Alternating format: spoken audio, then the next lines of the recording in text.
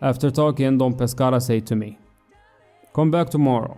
You'll take this head to his brother, Mikhail." Why do you stick around? The last 48 hours were insane. I went from having nothing to do to rushing off to Pittsburgh, winding up at a murder scene, then driving a Russian boss's head for 10 hours straight to hand it over to a Mafia boss. I got back home, desperate for some sleep. But despite being dead tired, sleep just wouldn't come easily that night. All I could think about was the next day and the real possibility that it might be my last. I heard plenty about that Mikhail guy from the crew at the laundry service. They say that he's quick to draw his gun, and hardly ever puts it back without using it. The guy is a cold-blooded killer. He doesn't hesitate to pull the trigger. That night was rough, full of nightmares. I kept thinking it might be my last night breathing. The next morning, I went to the laundry service to meet Don Salvatore and Don Pescara. When I got there, I saw Giuseppe, who runs the laundry service. It was 9 in the morning, and he was sitting at the table in the corner, eating a burger this time. And when he noticed me, he shouted, "Hey kid!" I looked at him and he said, "Today you see Mikhail." Then pretended to hold a gun to his head and said, "Haha, boom."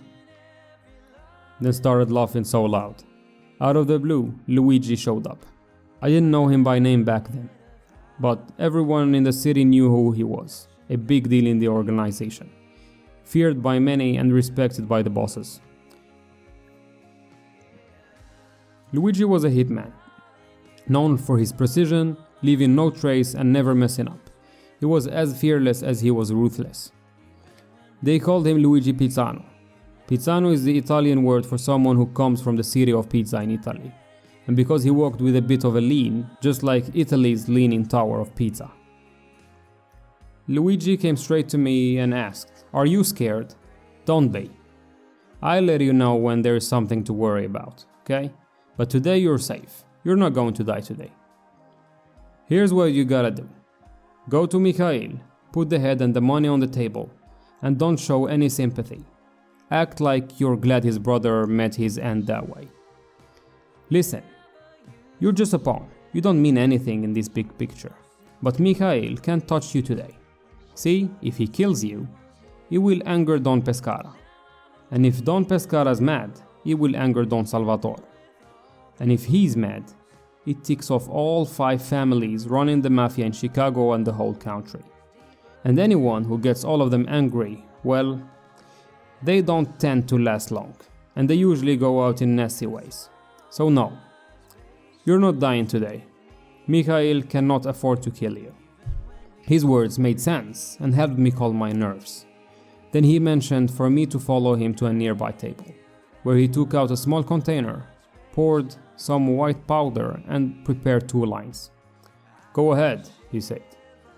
I had never used cocaine before, and it reminded me of a scene from Scarface, the movie with Tony Montana, where he takes cocaine and then faces off against a gang of mobsters by himself. That day, I tried cocaine for the first time. And not long after, the door swung open, and there he was, Don Salvatore, striding in with a cigar in hand.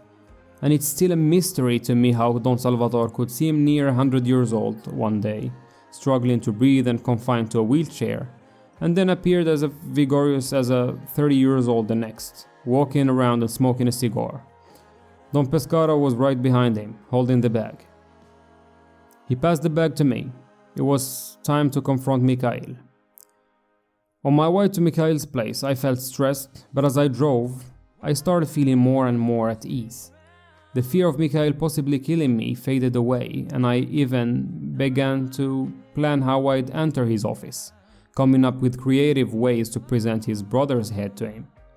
This shift in attitude didn't seem like me at all, and I quickly realized it was the cocaine taking effect.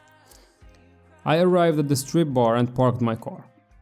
At the door, there were 3 guys, with about 10 other Russian men scattered around the entrance, chatting in small groups. I decided to leave my gun in the car, knowing they'd likely search for any weapons before allowing me to see their boss. So I took the bag from the car and I looked around, and saw a police car parked right across the street. I wondered, what are they doing here? Feeling the stress return, I walked towards the door. The man there let me in with no problem. They were anticipating someone from Don Salvatore. Inside, a beautiful young woman guided me to Mikhail's office. We passed through the strip club with its loud music and dancers all around, and despite the circumstances, the place had some good energy. In the bag, there were two things: Mikhail's brother's head and $50,000. The 50 grand was what Mikhail had paid, but I had to return it. The Mafia doesn't accept partial payments. You either pay the full 100 grand or you face the consequences. And they know Mikhail will pay eventually, but they insist on receiving 100,000 at a time. Agreeing to a payment plan means sticking to it. No sudden changes allowed. The Mafia has arrangements with many people. Allowing one person to change their payment terms could lead others to think they can pay whatever they wish as well. And this is a message to everyone involved. The strip club was a distraction, and thanks to the cocaine I wasn't feeling any stress.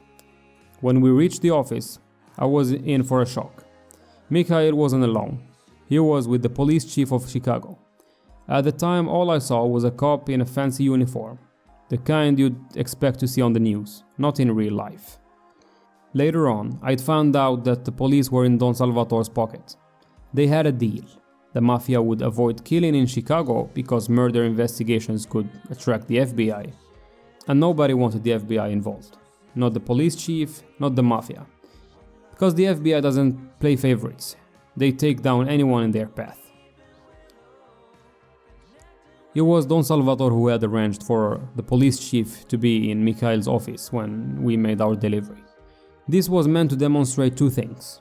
First, that the Mafia only acts against those who break their agreements, or, as in this case, their relatives. And second, it was to underline the Mafia's ruthlessness.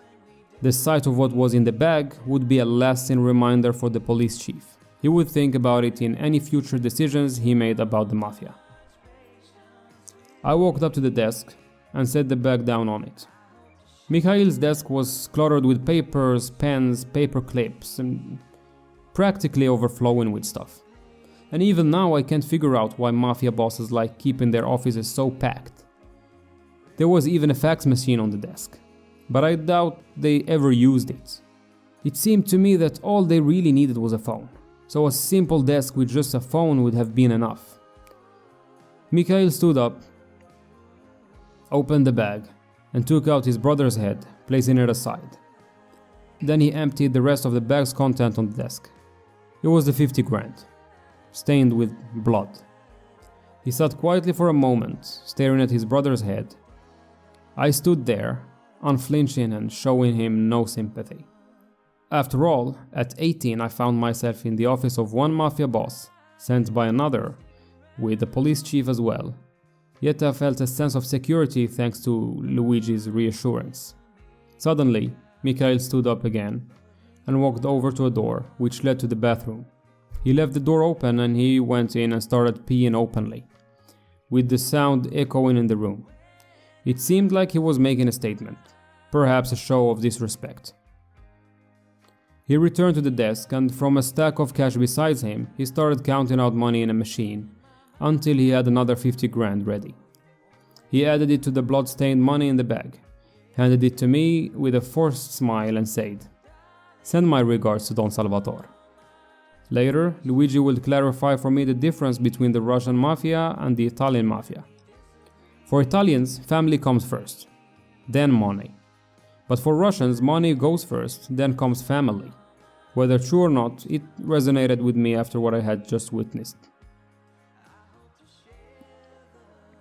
I headed back to the laundry service, where I was immediately escorted to Don Salvatore. It was the first time I saw him genuinely happy, almost as if he hadn't expected me to make it back in one piece.